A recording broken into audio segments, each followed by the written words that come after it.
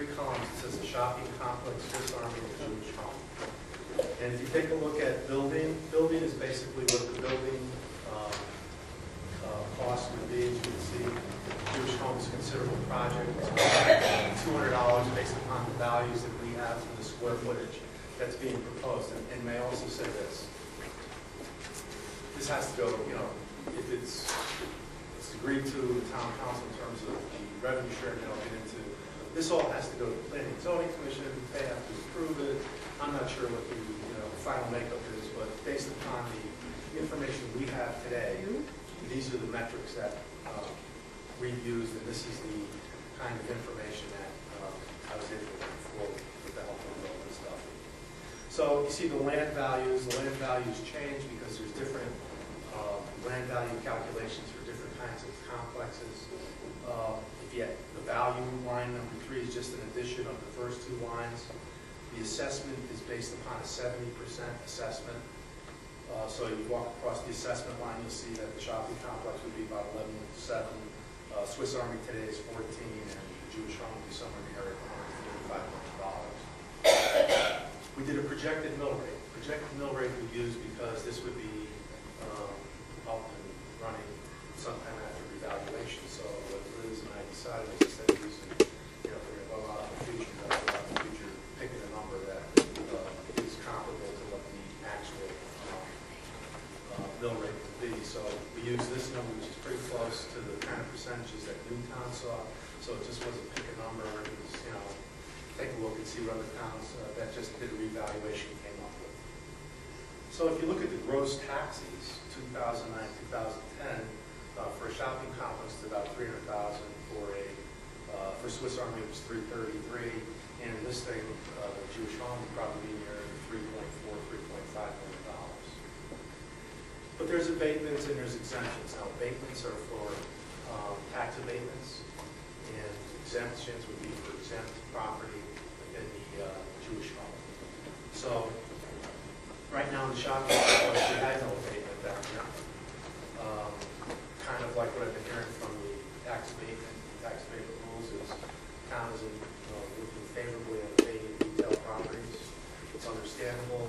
If there's an abatement, there may be one. Depends on the builder coming forward with some kind of request. And in the abate exempt assessment piece for Swiss Army, it is what it is. It's a 5.4. And in the Jewish home, it's about $82 million. Let me explain. They have a rehab facility that is basically 100% not taxable.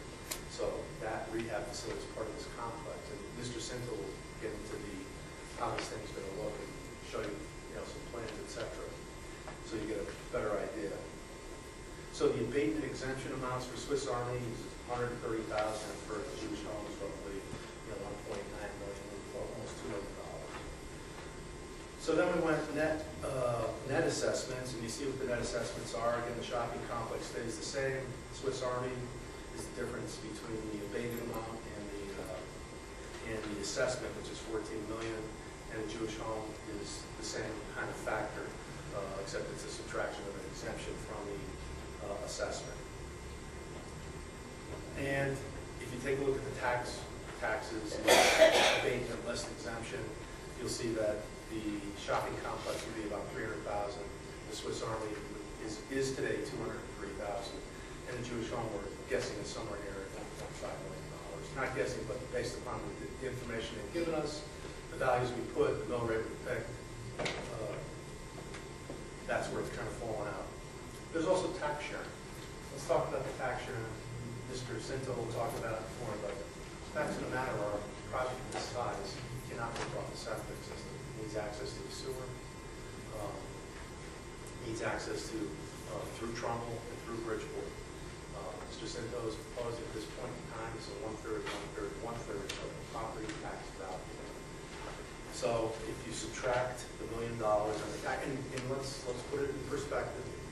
If you were to hook up to a sewer system today, I guess 30 or 40 years ago, some of you in this room probably know this better than me, Monroe had the opportunity to hook up the sewers. I think the number at that point in time was around $40,000. The town decided not to hook up, not to become part of WPC.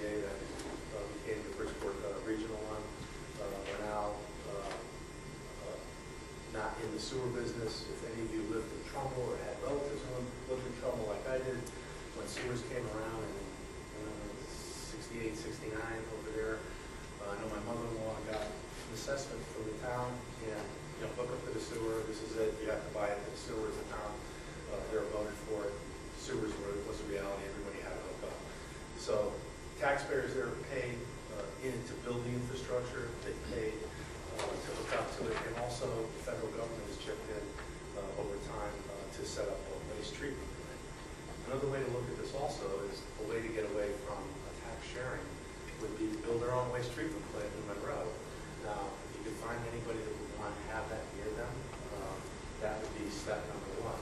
But assuming that you did find somebody, or you could find a place to put it, the cost for a waste treatment plant is somewhere in the area of $15 to $20 million. And to hook it, depending on where you put it, you still have to hook up to it, so there can still be an incremental cost for that. And if you have to bond it, you're probably looking at a number somewhat double that number, because you can bond it over 20 years. It turns out to be a big number. You're probably looking in the $25 to $35 million category. So the advantage here, at least as Mr. Cinto proposes to do, is that the $1 million gets split, and you essentially have the sewer hook up instead of bonding for it. You would let the project pay off the cost. Now, I think one of the things that's an issue and it's been raised as a concern is that there's no stop point on the tax sharing, and that's something that Councilman tonight can question. Mr. Cinto, I've already had discussions with him on this also. So I'm going to go through it, and then I'm going to take questions from council members first, and I'll take questions from the in my practice. I don't intend to change. So the tax sharing is about $1 million. That leaves us with a net. You should take a look at the net, all across the net. The net is $300,000 for the shopping complex, roughly $200,000 for Swiss Army, and still over $500,000 for the Jewish home. Not part of the tax deal is the car taxes associated with this. Now, none of the other two locations have any car taxes. There's nothing car tax associated with it, but this does, and we estimate number of cars, 300 times average assessment of $8,000 times the mill rate. So that's how we came up with the 54,000. It could be a little low, could be a little high, but it's in the ballpark. It's within a relevant range. And the other thing is personal property tax. All of these complexes pay some level of personal property tax. For the shopping complex, we took the numbers that Big Y pays today, or that complex pays today, Big Y complex pays today in personal property tax. It's about $45,000. On the Swiss Army side, it's about $88,000. And on the Jewish home, we estimate this is very, very conservative. I could use a much higher number. I decided not to use that number. Very, very conservative number, about $150,000, because there is property that is personal property that's not related to the rehab facility, but the Jewish home alone is definitely taxable. I also did not mention the kind of pilot payment. Pilot payment is payment in lieu of taxes. Now that's something that this project ever came about. We have to go talk to our state delegation about and see how we'd be able to work the pilot payments out. So that's something that I'm not even showing on this, because pilot payments, I believe, and somebody can correct me if I'm right, I think they're running about 30% if you get them of what the fair market value is. It's been inconsistent. Inconsistent is a good word, and what's been around, roughly the information I have, it's running around 30%. So there's another payment that could possibly accrue to the town. I didn't even put it in here for this because I didn't want to be accused of flouting that. I wanted to show what I would think is the least amount available that you can get for this project. So if you add it all up, you look at a shopping complex, it's $345,000 roughly that you get. If you look at Swiss Army, it's about $300,000. Again, that abatement keeps going down every year, so that tax gets higher, but it's not going to reach. If you look at the full tax, 333, 200, that's somewhere in the middle line up here where 2009, 2010 gross taxes is. It's not going to equal what the